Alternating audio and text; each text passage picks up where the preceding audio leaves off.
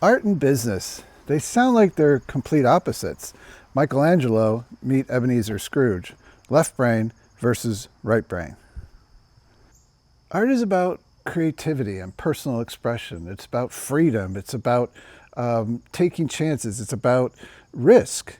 And business, on the other hand, is about, it can be cold and calculating. It's about profits and profitability. It's about numbers. It's about limiting risk.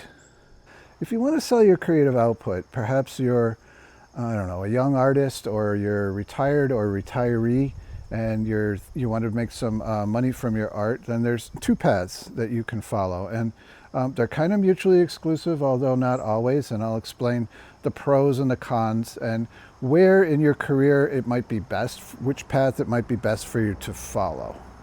Hi, my name is Jeff. I've been painting in oils and watercolors for over 35 years, and more importantly, I've been running a division within a company. I'm the director of the division, and so I know about profit and loss statements and fixed and variable costs, the things that it takes, the knowledge that it takes to run a business.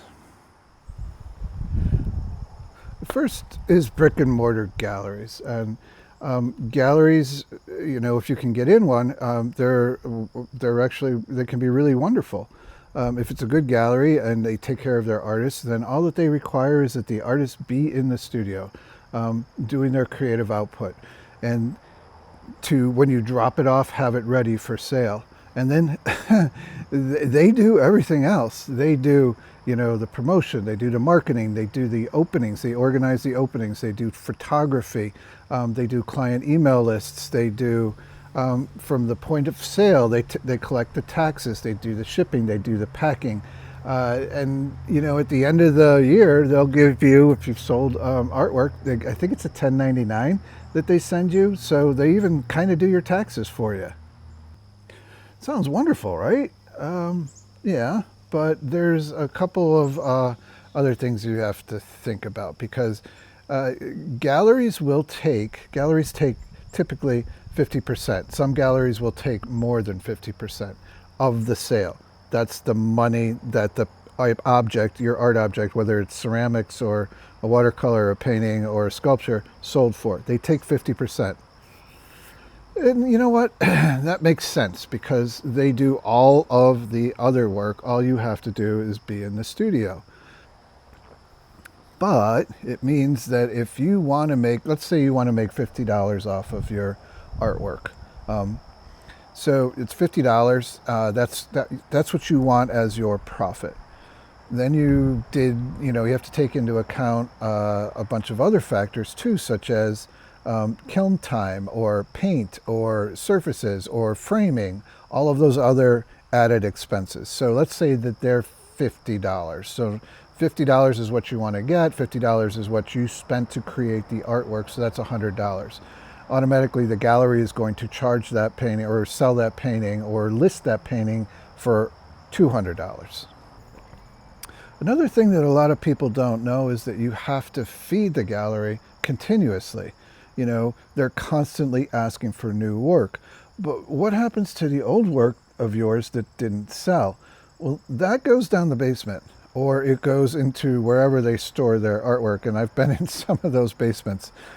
But it's not getting eyeballs on it. Nobody's seeing it. They just want your new work, your new work, your new work. They may, let's say that they're having a river-themed exhibit and you have a painting of a river. They may pull it out of storage and then they'll put it up on the wall again. But nobody's really seeing that except on their website. So all that old artwork that you have that they're storing down the basement, think about that for a second. And maybe you're thinking, well, I'll just take it back and I'll sell it myself. No.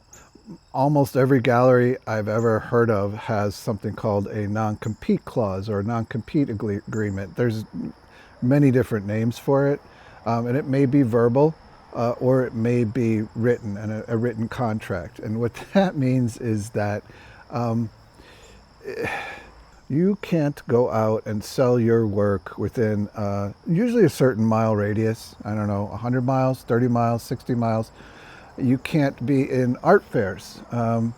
You can't have an online website of your own. You can't, there's all kinds of different things. You can't, sometimes you can't enter juried shows, especially if the juried shows are close by.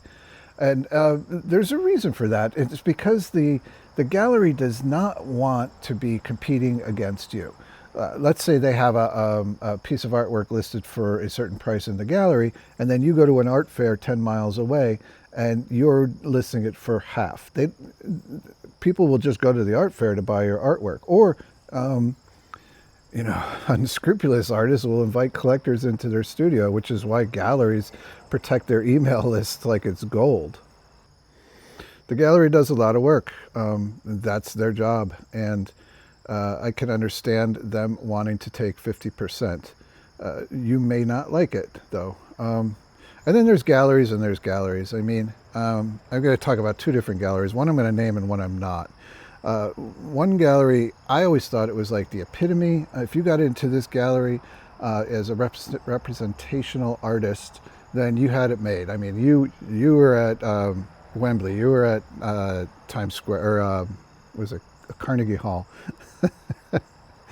And it's in New York City.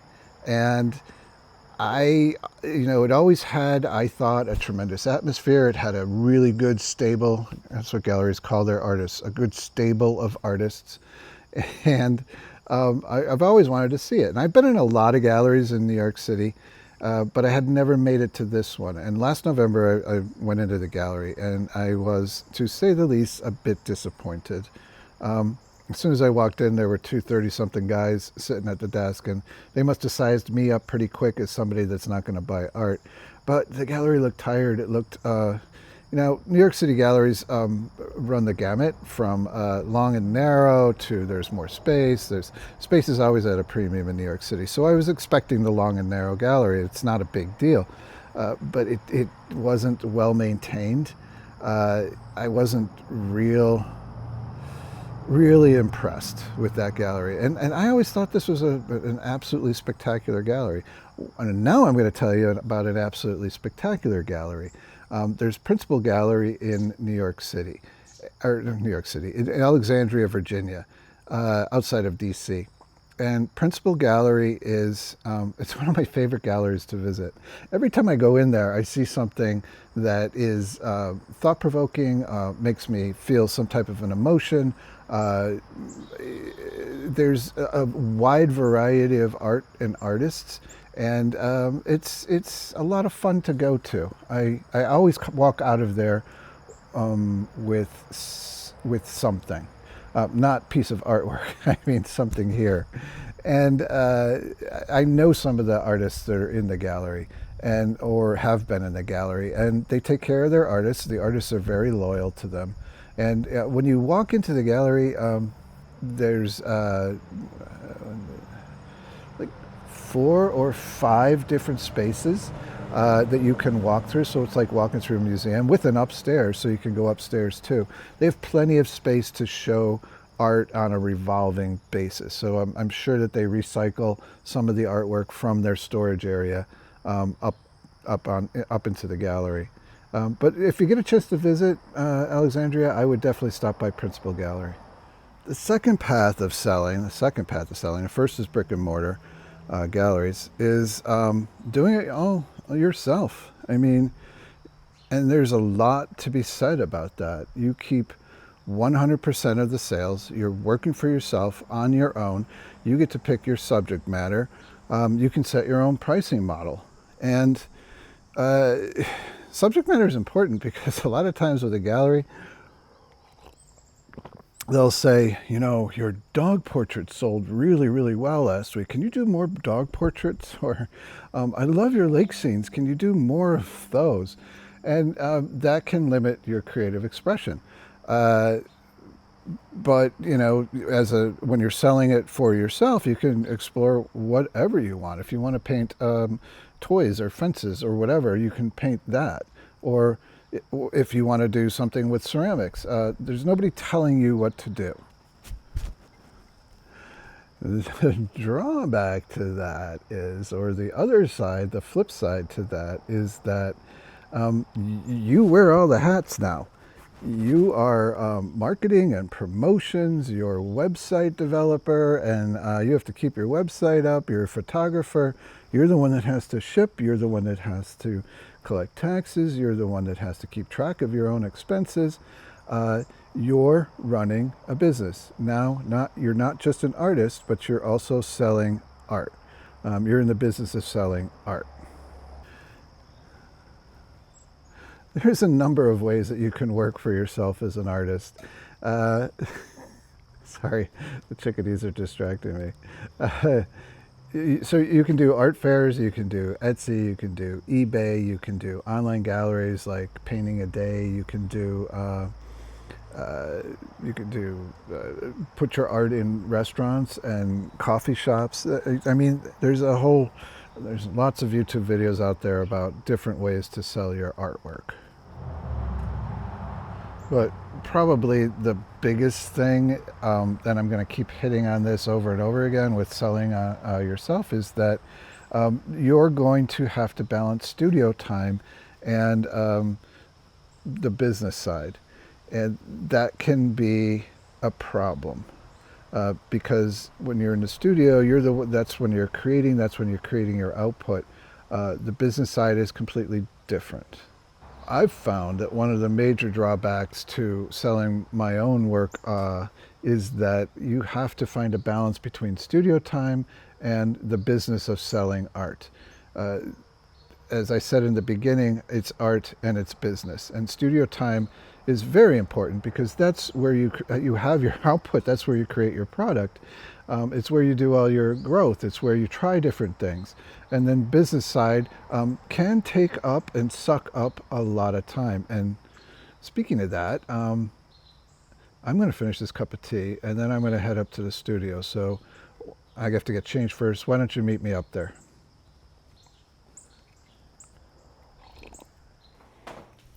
I think I've done it all. I've been on eBay, I've been in Etsy, I've been in the Saatchi gallery, I've been in online galleries, showed in museums and juried shows, been in galleries. And, honestly, eBay was one of the better ones that I had. I had a really good collector base on eBay, and I was selling paintings. Almost everything that I posted or put up on eBay sold. But then life happens and I couldn't get into the studio and I couldn't keep up with the output and it just kind of trailed off. If you're selling your art online, a big challenge is getting eyeballs onto your art. And there's there's a wonderful story that I love, and I don't know how true it is, but it's a great story about Annie Packard. If you don't know her, she is a New England artist, and she's a painter. She's got to be in her 90s now. But anyway, she went to Bard, and she ended up on Cape Cod, or on the approach to Cape Cod. I'm not exactly sure which. She had 4 young kids, and she wanted to sell her art. And she didn't know how to do it. She couldn't get into a gallery, I guess, or whatever. But what she did was, she was not living in an expensive house. She was right next to a very busy road. And if you've been to Cape Cod, you know that traffic backs up. It's bumper to bumper, especially going over that bridge. So she was apparently close to the road, very close to, like along right there on a road where there was bumper to bumper traffic. And so what she did was she put her paintings out alongside the road. She had a captive audience, and they're either coming or they're going off of Cape Cod, and all of her paintings were of Cape Cod. So yeah, she made her reputation right then and there, selling alongside the road, because she had a lot of people looking at her art. So there you have it. There's two paths to follow if you want to sell your art. You can do galleries, brick and mortar galleries, or you can do it yourself. And, based on where you are in your art career, I think it matters which one you choose. If you're a young artist or a beginning artist, and you need the studio time, then I would definitely try to get into a gallery. If you get into a gallery, that means, it doesn't mean you've made it. It means that your art is good enough to sell. Or the director or the gallery people think that your art is good enough to sell. So then you can be in the studio, you can maximize your studio time, and you can get even better and better. Now, if you're a more experienced artist who's sold for a while, and you have some type of a business sense, which is what I'm trying to do, then you can go the do-it-yourself route. The challenges in that, to review, are that you have to have eyeballs on your artwork, and also you have to balance your studio time and the business part of it. Thanks for stopping by. My name is Jeff, and thanks for coming by my studio. And remember, if you support the arts, then buy originals. Bye.